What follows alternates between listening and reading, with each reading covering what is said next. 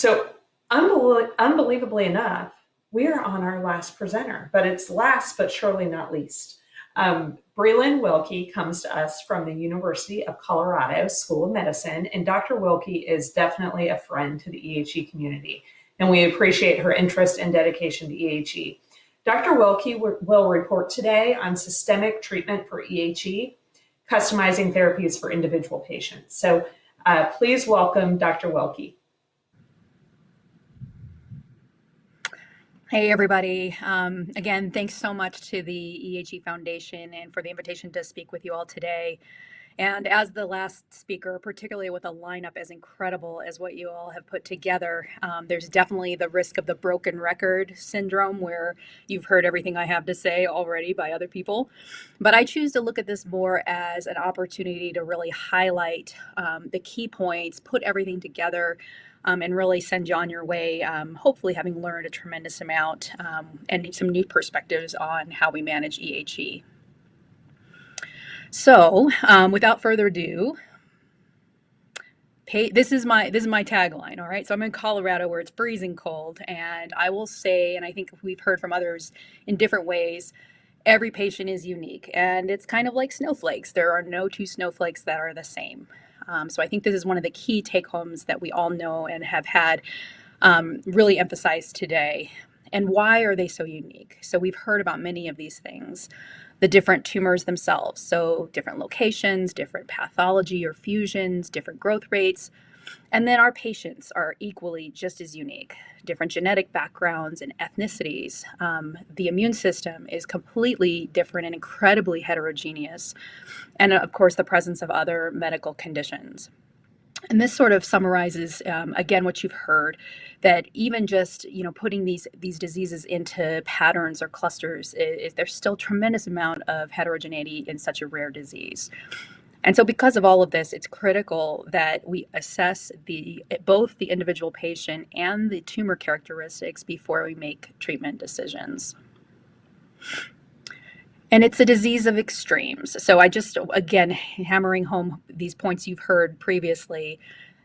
One pattern, so this is a patient I had, a 45-year-old lady presented with abdominal pain and had a CT scan and was found to have innumerable, meaning many tiny lung nodules, as you can see here pointed out with these little arrows.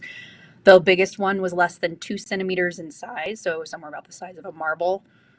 And on the liver, there were these very dark cystic appearing lesions in the liver. Okay, and you can see another picture here. So basically, the biopsy confirmed EHE.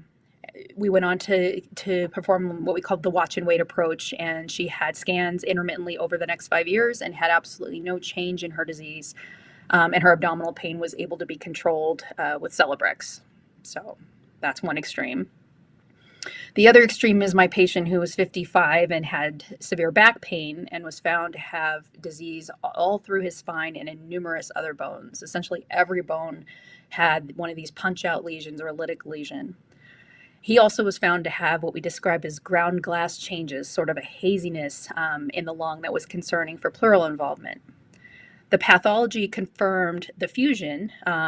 This is the CAMTA1 fusion, but it looked more aggressive, more like almost an angiosarcoma, a full-blown blood vessel cancer. And we actually started to treat him with chemotherapy, but he developed respiratory failure within a few weeks and wound up on hospice. So complete different cases, just illustrating the range of what we deal with. So my EHE rules as we're meeting people. So everybody gets a path review and ideally a fusion test to confirm that we're actually dealing with EHE and to avoid many of the mimickers that we've heard about last week as well as today. Most patients will get at least 2 scans before we decide if treatment's necessary unless they're coming in with a high degree of symptoms. And this is, again, because patients can have stable disease without progression for years, as high as 30 in some of the papers and the series out there. And over 80% of patients will live more than 5 years with their disease.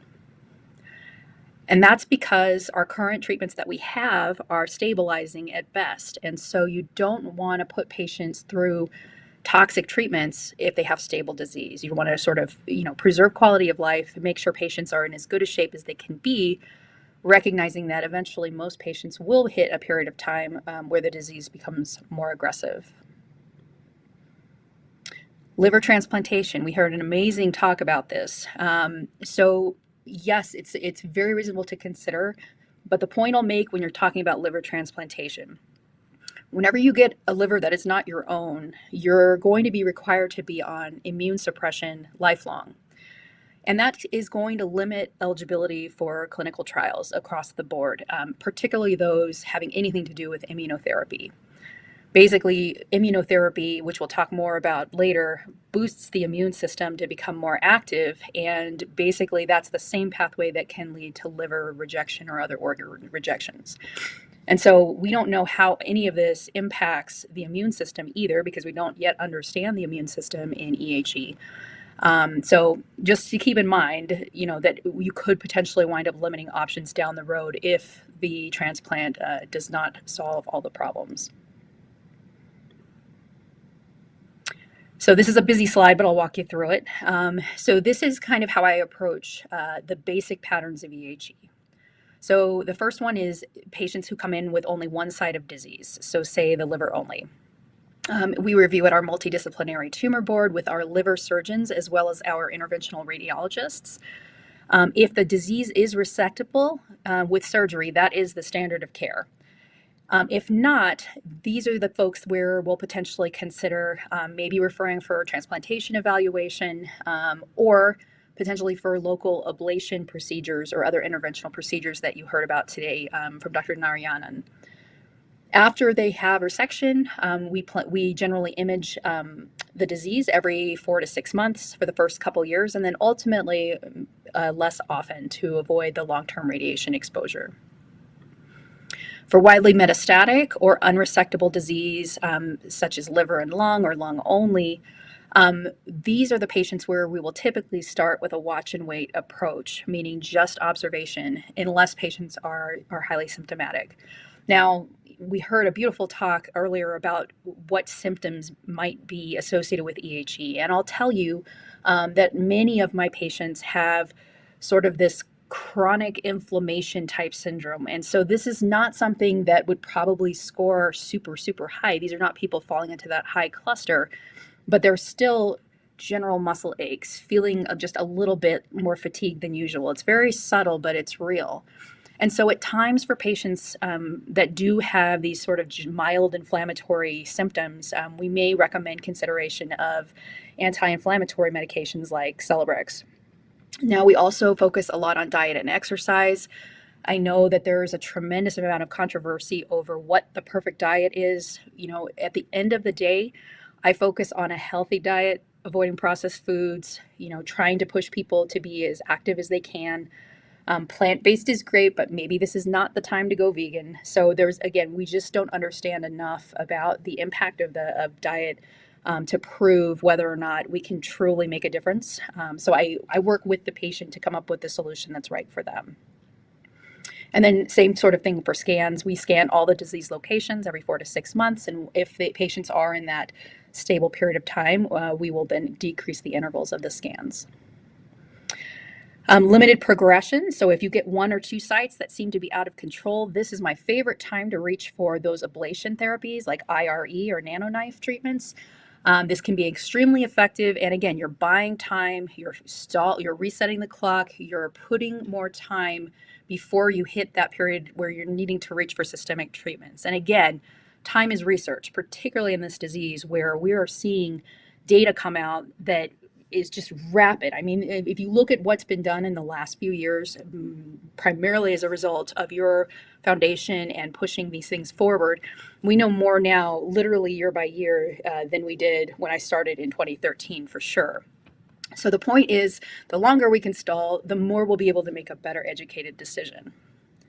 And then finally, for widespread progression, new tumors popping up or bad locations like the lining of the lung or bones, this is where I'll reach to treatment. And we'll talk about those different options. Always reach for clinical trials if they're available. And then I'll also reach for radiation or, again, potentially ablations for symptomatic bone lesions as well. And like any chemotherapy patient, we usually will get scans more often when people are on therapy so that we know if any toxicity is actually worth it because they're getting some sort of benefit out of that treatment. So there's several options. We mentioned clinical trials, and this is again because standard therapies tend to stabilize. There are very few patients that will actually have a long-term shrinkage or response. Get your second opinions.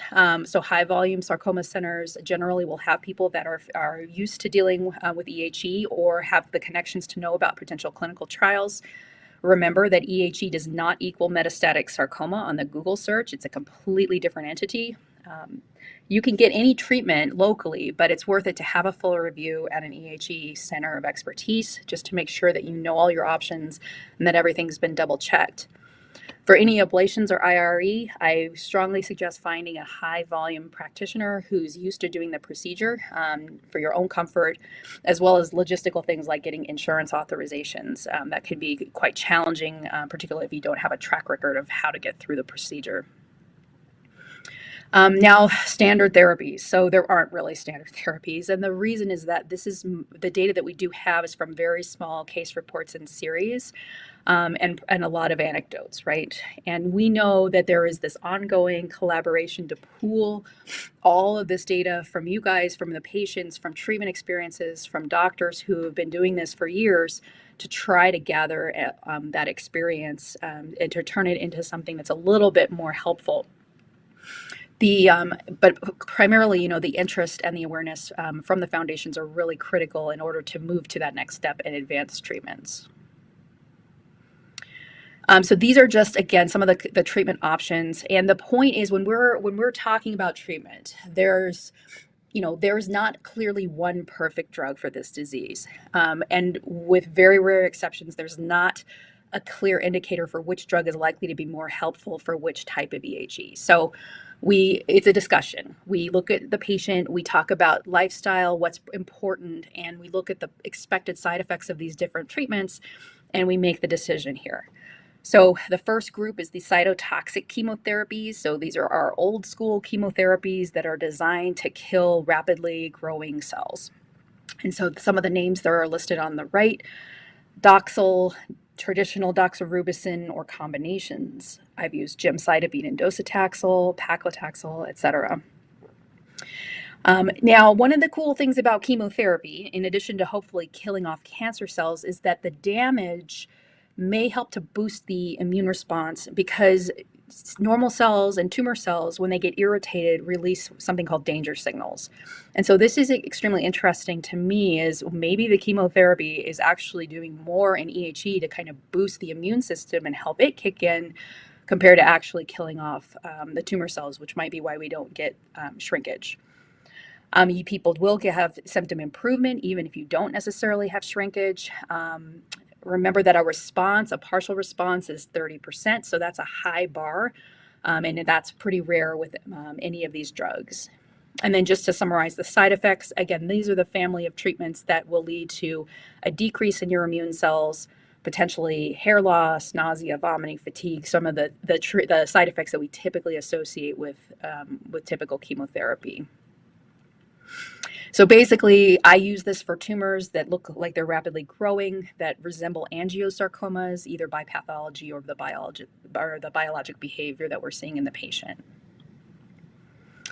Targeted therapy. So most of these are chemotherapy pills, and instead of being the bombs that kill any cells that are growing quickly, these actually block the key signaling pathways that cancer cells use to grow, communicate, spread, metabolize, and get energy, and also to suppress the immune system at times. And so you'll probably recognize these names as well from the earlier talks, including trametinib, which is, again, an incredibly exciting example of how we can all work together to study a new therapy for this disease.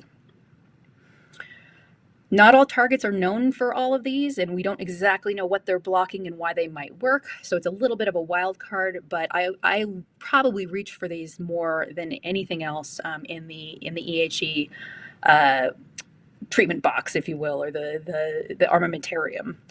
And this is because in general, they tend to work better on slower growing sarcomas of other types as well. Many target VEGF or vascular growth factor, which is known to be involved in driving blood vessel growth and potentially especially abnormal cancer blood cells or blood vessel growth. You can stay on these for years, unlike traditional chemotherapy, if they're effective. Again, with good side effect management, there's really no low ceiling to how long you can stay on them. In general, people feel better than chemotherapy, but they do have some unique side effects that we've heard about, including effects on normal blood vessels like high blood pressure, bleeding, blood clots, and so on. And then we heard a lot about the trametinib side effects and so on. So again, it's usually better, but still something to take in mind for a pill that you're going to take every single day. What about immune therapy? So I had to change all this. I usually do this little demonstration with the flu virus and a flu vaccine, but now we're talking about COVID-19. So just as a refresher, because we think let's just boost our immune system, that should work, that should kill off cancer, because that's what it's originally supposed to do. It's really, really complicated, and there's so many steps in the process where things can go wrong. And so I'm just going to walk you through that. So the example is COVID-19 in a cell, okay? And then what happens? You have the first line of defense, which are called your antigen presenting cells. And think of these as the tattletales, okay? These guys are scoping around, they're looking for anything that's messed up, and including cells called macrophages, okay? And they pick up these little particles that you can see on the APCs, and they take it back and they present to the more organized and more specific immune cells called the T cells. Okay, and all of this is carried on by a variety of different proteins called cytokines that's basically say inflame, go get it, there's a threat, mobilize, all of that. And then once you kill off your COVID-19 infected cells, eventually there are these things called checkpoint proteins, which are exactly like what they sound. That's to hold the response at bay, shut it down so that you don't continue to feel miserable after you've been sick. So what happens in cancer then? In theory, tumor cells do the same thing. You've got those same APCs that are supposed to be surveilling and looking around for any particles that have gotten released, any foreign things from tumor cells or damaged or dying cells, and then go back to the T cells, again, to say, hey, kill this off. But, and then hopefully, if the immune system does what it needs to do, you can kill a tumor cell as well. Oftentimes, though, there's not good little factors for the APCs to recognize, because these are, at the end of the day, your own body cells.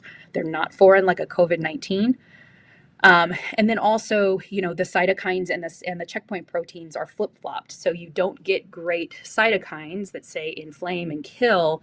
You get more of a predominance of the shut-off mechanisms. Let's chill out, let's not attack. And there's a variety of ways that this can happen. Sorry, too many animations. So what is the immune system doing in EHE, and how can we use the immune system to fight this disease? There's a lot we don't understand. There's a lot we don't understand about cancer in general, but particularly in EHE. But there's a couple things that make you wonder. So there's EHE, we've talked about this over and over again, periods of long stability despite disease all over the place with sudden breakthroughs. That fits your immune system, holding it at bay, and then all of a sudden escaping, where your immune system can no longer keep the tumor at bay.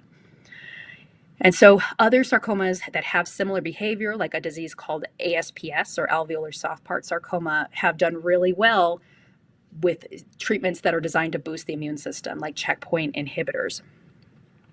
We've seen that occasionally EHE patients can have their disease disappear without treatment. That's been described. How did that happen? Probably your immune system killing it off and getting rid of it for some reason we don't understand. Now, really cool. So ablation and IRE and chemotherapy, as I mentioned, are all insults to those tumor cells that can help increase those initial stages, that antigen presentation and getting your immune cells into the tumors where they can hopefully be more effective. And so there's some question as to whether or not this can also be effective at other sites outside of the place where you actually do the ablation. Chemotherapy obviously hopefully goes everywhere. So really intriguing to think about these treatments. We don't know whether immune cells are actually in the tumors, but the stroma is aligning the normal tissue that sort of surrounds the tumors, and there's a lot of stroma in EHE. And this is sort of where all those nasty shutdown chemicals, the suppressive factors, suppressive cytokines come from in many cases, is actually that surrounding stroma. So again, it sets us up for a suppressive type of tumor. Low mutational burden. So we've heard for other types of cancer, the more things you have wrong with the tumor, the more breaks leads to broken proteins, funny shaped proteins that are good antigens. But EHE doesn't have mutations. It has basically a one translocation, one genetic abnormality, but it's a foreign protein. And so maybe that will potentially be a target at one point. And then we've heard about patients who respond to checkpoint inhibitors, these drugs that block those don't eat me signals or the shutoff valves. However, I've also seen patients where they grew very quickly on checkpoint inhibitors. So we don't yet understand how to use the immune system to fight this disease. That being said, in the past, there have been multiple immune therapies that have been looked at and reported, such as interferon. Interferon is a cytokine itself, and so it's a pro-inflammation tool that you can use to boost the immune system. There are drugs like thalidomide, lenalidomide, and these actually help to stimulate cytokines and promote more active T cell activity as well. Anti-inflammatories help to balance the suppressive and the activation in tumors. And then cyclophosphamide or cytoxan is actually a drug that has profound effects on shutting off bad macrophages, sleeping macrophages, and activating good inflammatory macrophages. So again, we need to understand the immune environment and remember that although you're boosting your immune system, these are not natural treatments. Okay, we are artificially removing thresholds that exist for a reason. And so the risk is that you can have inflammation across all of your normal cells, which can be fatal or long-term. So nothing to jump in willy-nilly. And so I know we're running short on time. I did want to make a plug for our study that is here at University of Colorado that for progressing EHE as well as other types of sarcomas. This study combines traditional chemo, doxorubicin, with 2 immune checkpoint inhibitors. Again, need to have actual progressing EHE to go on to this study.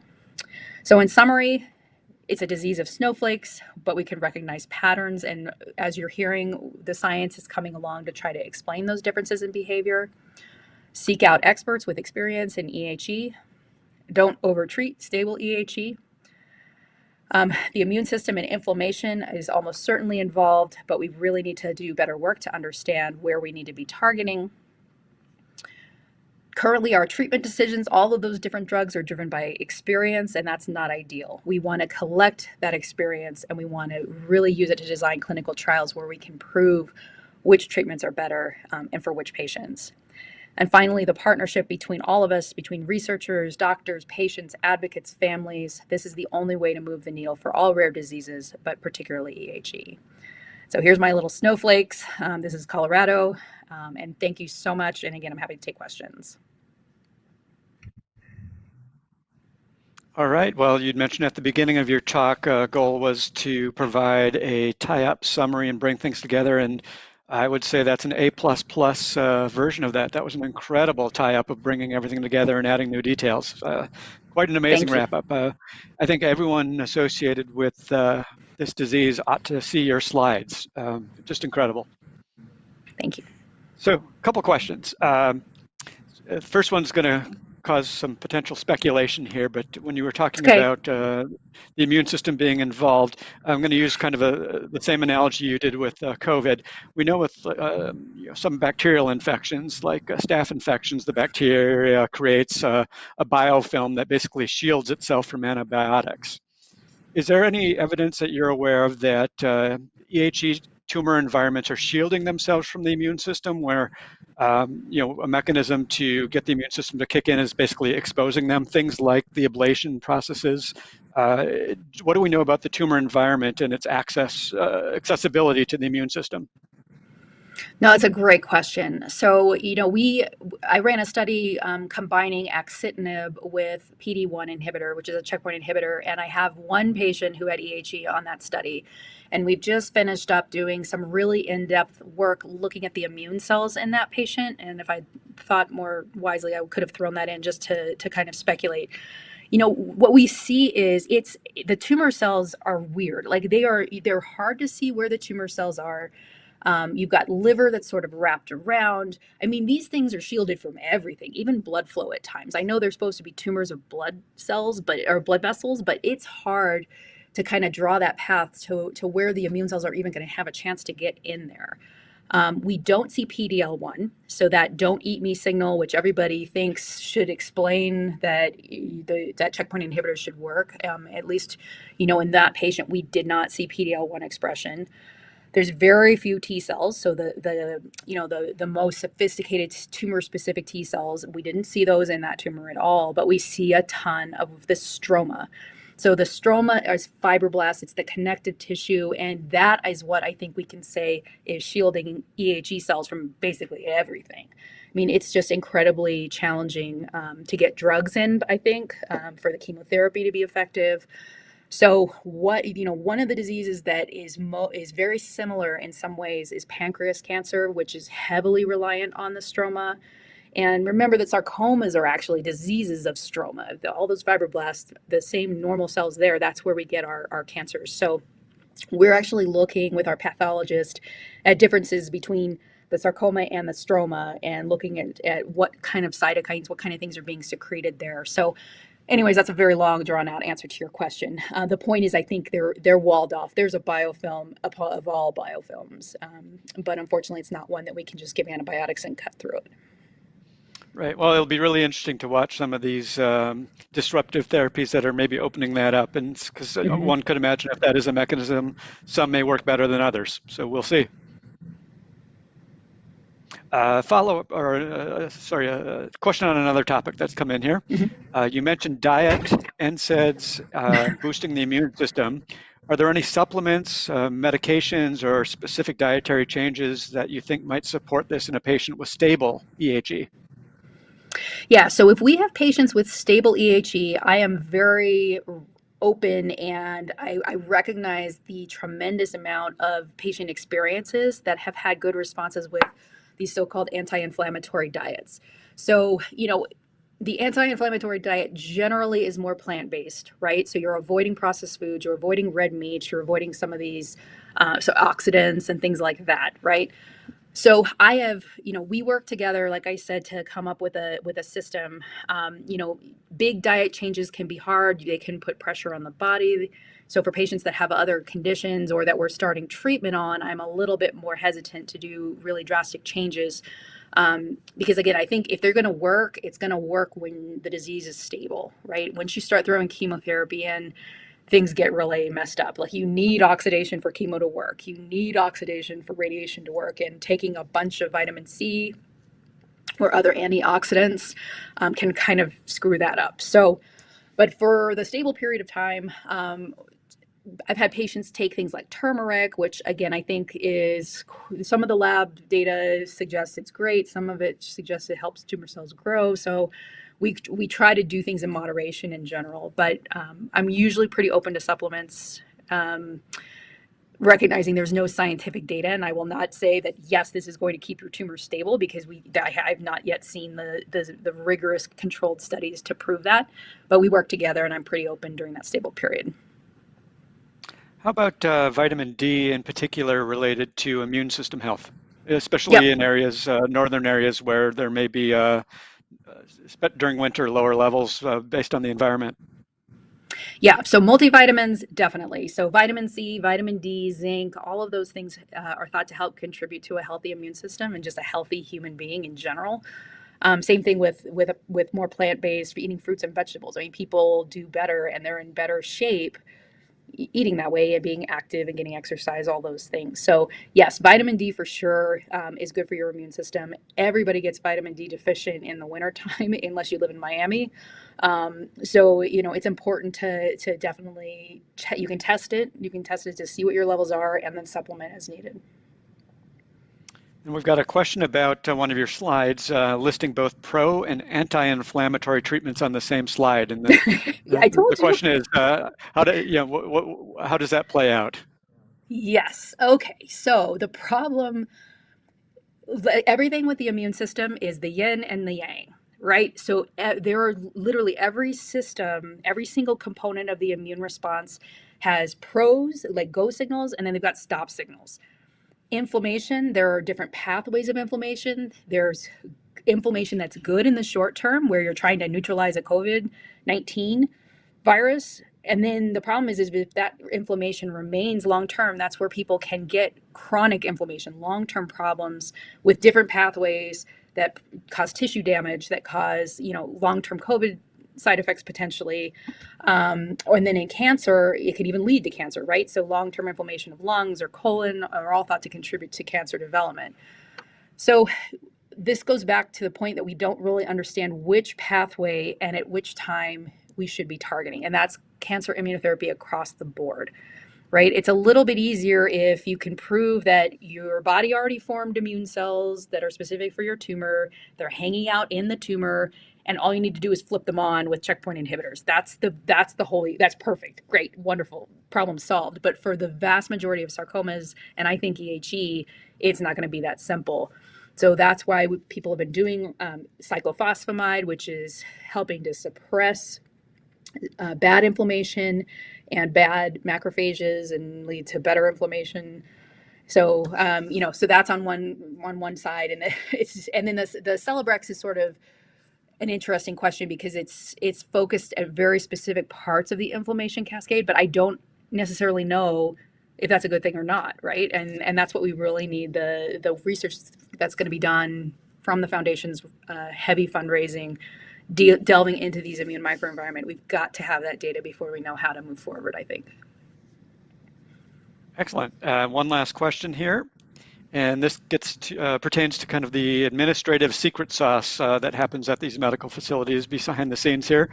What are your experiences dealing with tumor boards when you've got a rare cancer like this, where there may not be widespread information in the hospital faculty about it? We educate our faculty all the time. So, in sarcoma, sarcomas are head to toe, they're all ages, and you need a variety of surgeons, a variety of experts for all of these different disease areas to get our job done. So we're pretty much used to educating people that may be an expert in the particular area that the problem is, but maybe not the disease itself. So it just depends on comfort level, right? I mean, the sarcoma group and this whole group of doctors and researchers, we work together. So I've been on calls with people out of Cleveland or across the country, internationally. We have email lists that go around. So if your tumor board or if your doctor's not 100% sure about a treatment option or wants to bounce your case off somebody, I mean, we are incredibly accessible and always willing to help educate folks that may not deal with this every day, right? I mean, and here in Colorado, we have enough EHE patients, unfortunately, that our tumor board is pretty used to hearing about them, and I've kind of got them trained to some degree, but it just depends. It depends on your center, but we're always willing to talk with your community docs if that's what you're getting at. Excellent. Well, thank you so much for your time. A pleasure meeting you and all of the speakers today.